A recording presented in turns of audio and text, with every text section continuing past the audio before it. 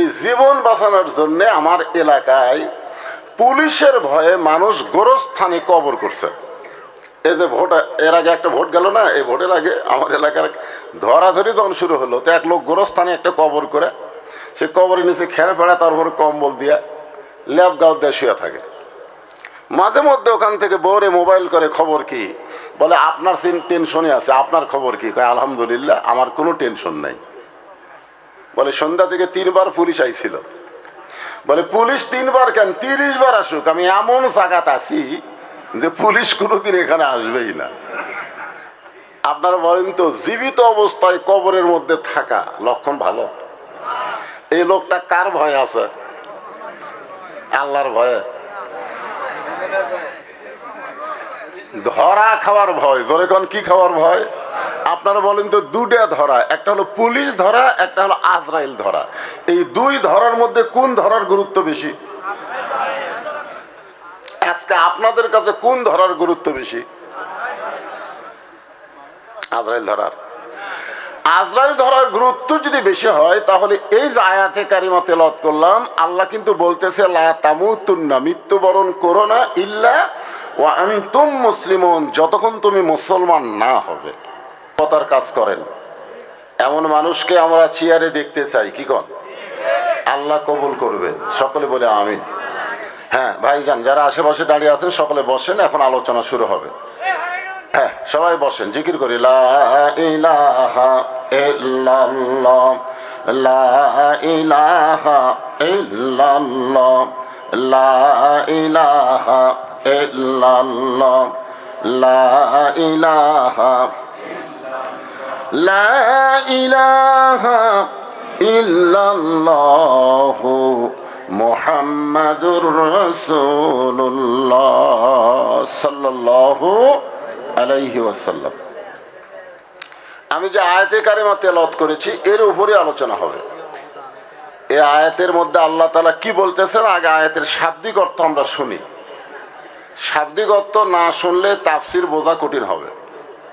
শাব্দিক অর্থটা কি? আল্লাহ বলতেছেন, ইয়া আইয়ুহাল্লাযীনা আমানু, যারা আমাকে বিশ্বাস স্থাপন করেছো। আমরা এখানে যতগুলো মানুষ বসে আছি, আমরা সবাই আল্লাহকে বিশ্বাস করি, করি না? সবাই বলেন, করি কি করি না? সাহাবেরা জিজ্ঞাসা করলেন, ইয়া রাসূলুল্লাহ মা হুয়াল ঈমান, মানে বিশ্বাস জিনিসটা কি, ঈমানটা কি? আল্লাহ রাসূল বললেন, ইকরার বিল লিসান, তাসদিক বিল জিনান, আমল বিল আরকান। এই 3টার সমন্বয়ে হলো ঈমান। এখানে কথা কিন্তু একটা না, কথা কয়টা? 3টা। 1 নম্বর কথা হলো জবানে আল্লাহ বলতে হবে। বিশ্বাস করার পরে জবানে কি বলতে হবে? আমরা যদি পরিপূর্ণ কলমা বলি, তাহলে বলবো লা ইলাহা ইল্লাল্লাহ। এটা হলো জবানের কথা। রাসূল বললেন তাসদিক বিল জানান, শুধু জবানে বললে হবে না, ওই বিশ্বাসটা কলিজার মধ্যে জায়গা দেওয়া লাগবে। কার ভিতরে? কলিজার মধ্যে কেউ যদি ঈমানকে একবার ঢুকাবার পারে, ওই ব্যক্তির কাছে জীবনের চাইতে ঈমানের দাম বেশি হবে। আপনারা এখন বলেন, আপনাদের কাছে আমাদের কাছে জীবনের দাম বেশি না ঈমানের দাম বেশি? আমার কথাকে আপনারা বুঝতে পারতেছেন না? আমরা কিন্তু জীবনও দেখিনি, যে জীবনকে আমরা এত মহব্বত করি, জীবনটা দেহের ভিতরে আছে। আমরা কি দেখছি কোনোদিন? আছে তো। জীবিত মানুষ যেমন জীবন না দেখে বিশ্বাস করে, ইমানদাররা তেমন আল্লাহকে না দেখে তেমনই বিশ্বাস করা লাগবে। আপনার দেহে জীবন আছে না নাই? আল্লাহ আছে না নাই? এটা কলিজার মধ্যে ঢুকাতে হবে।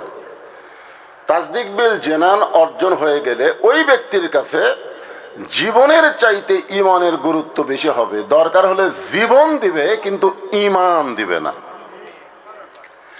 আমি আপনি যতই চেষ্টা করি, আমরা কিন্তু জীবন বাঁচাবার পারবো না। পারবেন? আপনি যত চেষ্টা করেন, যত ডাক্তার ধরেন। মাইকেল জ্যাকসন 150 বছর বাঁচার জন্য 10টা গবেষক ডাক্তারকে সেট করছিল। প্রত্যেকটা বিষয়ের উপর একটা করে ডাক্তার রাখছিল, যে 150 বছর বাঁচবে। কিন্তু 49 বছর বয়সী মাইকেল জ্যাকসন মারা গেল। এখান থেকে বোঝা গেল যে আপনি যতই চেষ্টা করি জীবন বাঁচাবার পারবো না, কিন্তু একটু চেষ্টা করলে আমরা কিন্তু আমাদের ইমানকে বাঁচাবার পারবো, জোরে কোন ঠিক কিনা? এখন আপনারা বলেন যেটা বাঁচান যাবে সেটার চেষ্টা করব না যেটা বাঁচান যাবে না তার চেষ্টা করব? তাহলে আমরা বাংলার মানুষ কিন্তু জীবন বাঁচানোর চেষ্টা বেশি করতেছি। এখন আমার সামনে আপনারা যারা বসে আছেন আমরা সবাই কি মুসলমান? জোরে কোন সবাই কি? এই মুসলমান বলতে এক সেকেন্ডও দেরি করা যাবে না, কারণ আপনার দুই কান্দে দুইজন মুহুরি আছে, জোরে কোন আছে না নাই? ওরা কি এমনি এমনি বসে আছে? খালি লেখার জন্য বসে আছে, কে জবান খোলে কেউ খোলে না। তো ফেরেশতা কয় আল্লাহ বক্তা কইলো তোমরা কি কেউ মুসলমান কয় কেউ কয় না। আল্লাহ কয় যারা কয় না এরা হলো মুনাফিক। তা আমরা কি মুনাফিক হব? তাহলে আমরা সবাই কি আরো জোরে জোরসে বলেন? আল্লাহ রাসূল বললেন আমল বিল আরকান, শুধু কলিজার মধ্যে ইমানের জায়গা দিলে হবে না, ওই ইমান অনুযায়ী আমল করা লাগবে। ইমান অনুযায়ী যদি আমল করতে চায়, আপনারা বলেন তো ইমানের পরে যত আমল আছে সবচাইতে এক নম্বর আমলের নাম কি? সবাই কর পারলেন না, তার মানে সবাই মনে হয় নামাজ পড়েন না নাকি? আপনারা বলেন তো যে আমল না করলে ইমান থাকে না সে আমলের নাম কি? বুখারী শরীফের কয়েকটা হাদিস, তার মধ্যে একটা হাদিস হলো লা সালাতা লা ইমানা, যার নামাজ নাই তার ইমান নাই। বাইনাল আবদি ওয়াল কুফরি তরকুস সালাত, বান্দা আর কাফেরের মধ্যে পৃথক করার জিনিসটার নামই হলো নামাজ। তাহলে ইমানকে বাঁচাবার গেলে নামাজের দরকার আছে না নাই? বর্তমান প্রধানমন্ত্রী এই নামাজের জন্যে পৃথিবীর কোনো প্রধানমন্ত্রী এত মসজিদ বানায় নাই যে মসজিদ বানাইছে আমাদের বাংলাদেশের প্রধানমন্ত্রী। 564টা মডেল মসজিদ। জোরে কোন কি মসজিদ? আপনারা এই পাশে টাঙ্গাইলে একটা মসজিদ আছে গোপালপুরে, জোরে কোন কোথায়? গোপালপুরে একটা মসজিদ আছে 201 গম্বুজ।